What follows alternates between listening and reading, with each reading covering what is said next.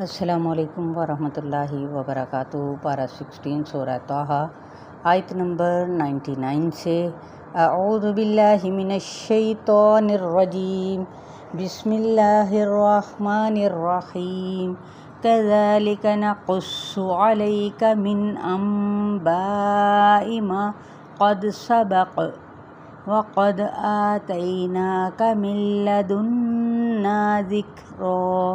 لفظی ترجمہ دیکھ لیتے ہیں۔ کذالک اسی طرح، نقص قاف صاد اس کا روٹ ورڈ ہے، ہم بیان کرتے ہیں علیک تجھ پر، من انباء خبروں میں سے۔ یہ جو چھوٹا سا میم ہے نون ساکن کے ساتھ ہی، اس کو اقلاب کا قاعدہ کہیں گے۔ ما قد جو تحقیق، سبقہ گزر چکی، وقد اور تحقیق، آتیناک دیا ہم نے تجھ کو، من لدنا اپنے پاس سے، ذکرا ذال کافرا ایک ذکر۔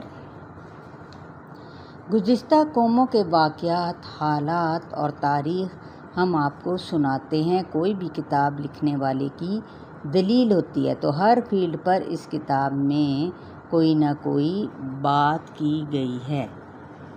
من اعرض عنہ فإنہ یحمل یوم القیامة وزرا۔ من اعرض عین را ضاد، جس نے منہ موڑا، عنہ اس سے، فإنہ تو بے شک وہ، یحمل اٹھائے گا، یوم القیامة قیامت کے دن، وزرا ایک بوجھ، واو زا را۔ تو کس کی بات ہو رہی ہے یہاں پر؟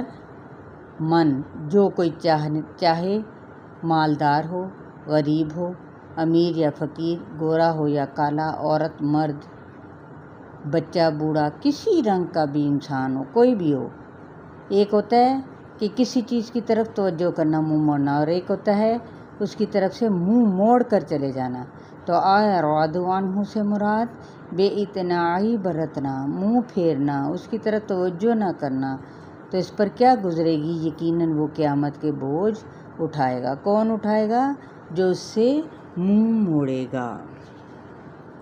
خالدین فیہ وساء لہم یوم القیامۃ حملا۔ خالدین ہمیشہ رہنے والے ہیں، فیہ اس میں، وساء اور برا ہے، لہم ان کے لیے، یوم القیامۃ قیامت کے دن، حملا حا میم لام بوجھ اٹھانا۔ یعنی وہاں تو کیا ہے، جتنا ہی کافی ہے نا، ممکن ہے یعنی، لیکن کہاں گناہوں کا بوجھ بھی اٹھایا ہو تو یہ سزا کس کی ہوگی؟ قرآن سے دور رہنے والوں کی۔ تو یہ انتہائی سخت ترین آیت ہے۔ قرآن سے دوری انسان سے اچھے برے کی تمیز چھین لیتی ہے۔ یہ حکم صرف ان لوگوں کے لیے ہی نہیں جو قرآن کی طرف مائل نہیں ہوئے، یہ ان کے لیے بھی ہے جو اسے پڑھ کر ایک طرف رکھ دیں، ورنہ بوجھ جمع ہو جائے گا۔ اس کتاب کو پکڑے رہنے کا سب سے بڑا فائدہ کہ وہ بوجھ سے آزاد ہو جاتا ہے، کم از کم جھوٹ، غیبت، خرافات باتوں سے بچے ہوئے ہیں۔ دنیا کیونکہ آخرت کا حصہ ہے، اس لیے اگر کسی کو یہاں سکون نصیب ہو گیا تو وہاں بھی انشاءاللہ نصیب ہو جائے گا۔ انبیاء کرام کے بارے میں کہ انہیں نہ کوئی خوف ہوگا اور نہ ہی غمگین ہوں گے، تو جنت میں داخلے کے لیے اس دنیاوی بوجھ سے آزاد ہو، چاہے اس کی کوئی قیمت ہی دینا پڑے۔ مثلاً کسی کا حق چھینا ہو تو حق دے دو، کسی سے زیادتی کی ہو تو خود اسے جا کر منا لینا، غلطی نہ ہونے کے باوجود بھی اپنے اوپر غلطی لے لینا، حق ہونے کے باوجود حق چھوڑ دینا۔ نبی اکرم صلی اللہ علیہ وآلہ وسلم نے فرمایا، میں اس شخص کے لیے جنت کے بیچ میں گھر کا ذمہ دار ہوں جو حق پر ہوتے ہوئے جھگڑا ختم کرنے کے لیے اپنا حق چھوڑ دے۔ تو لہٰذا زیادہ تر جھگڑے کیوں ہوتے ہیں کہ وہ اپنا حق کیوں چھوڑے؟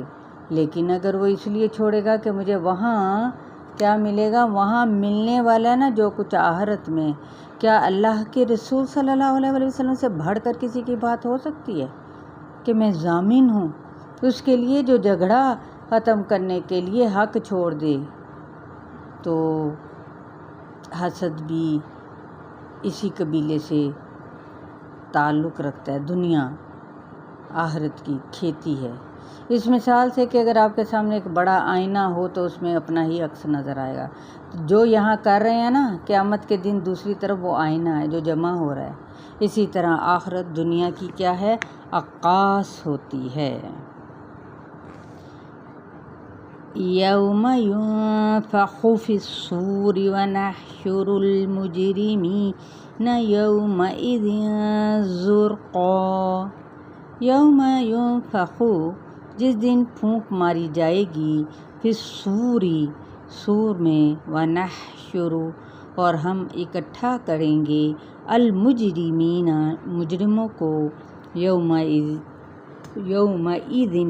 اس دن، نیلی، زرقان، زرقاب، نیلی آنکھوں والے۔ سور کیا ہے؟ بنی نبی صلی اللہ علیہ وآلہ وسلم سے سوال کیا گیا تو آپ صلی اللہ علیہ وآلہ وسلم نے فرمایا کہ وہ ایک قرن ہے جو پھونکا جائے گا۔ اس کے بارے میں حدیث ہے کہ اس ہارن کا دائرہ آسمان اور زمین کے برابر ہے۔ جتنا بڑا انسٹرومنٹ اتنی بڑی آواز۔ احادیث میں آتا ہے کہ اسرافیل علیہ السلام نے قرن کا لقمہ بنایا ہوا ہے، یعنی منہ لگا کے کھڑے ہیں، پیشانی جھکائی ہوئی ہے، توجہ سے حکم کے انتظار میں ہے کہ کب حکم دیا جائے کہ وہ اس میں پھونک ماریں اور ہر چیز کا اختتام ہو جائے۔ جیسے اسکول میں گھنٹی، ایک گھنٹی چھٹی ہونے کی اور دوسری جمع ہونے کی، تو یہاں دوسری گھنٹی کا ذکر ہے۔ عام طور پر زرقاء کیا ہے؟ ان لوگوں کو کہتے ہیں جو نیلی آنکھوں والے ہوں۔ نیلی آنکھوں سے تشبیہ کیوں دی گئی؟ وجہ کہ رومیوں کی آنکھیں نیلی تھیں اور عربوں کے نزدیک ناپسندیدہ لوگ تھے۔ جیسے ان کے نزدیک ہم کو کالے رنگ کے لوگ کہیں تو کوئی برا نہیں، اور اگر عرب کے لوگ ان کو برا کہیں تو وہ برائی ہے۔ نہ ان کو برا سمجھنا چاہیے، نہ ہم کو برا سمجھنا چاہیے، کیونکہ یہ اسلام کی تعلیم نہیں ہے۔ غلط کار کو ہمیشہ عموماً غلط سے تشبیہ مثلاً اللہ کی گائے۔ کن کی بات ہو رہی ہے؟ مجرمین کی۔ مجرمین کون ہیں؟ جو اللہ کی بات نہ مانے، دوسرے نمبر پہ اللہ کے قوانین کو توڑے، اور تیسرے نمبر پر جو بے رخی اختیار کرے۔ تو یہ خفیہ سرگوشیاں اٹھ کر کیوں کریں گے؟ خوف کے مارے ہوئے کریں گے۔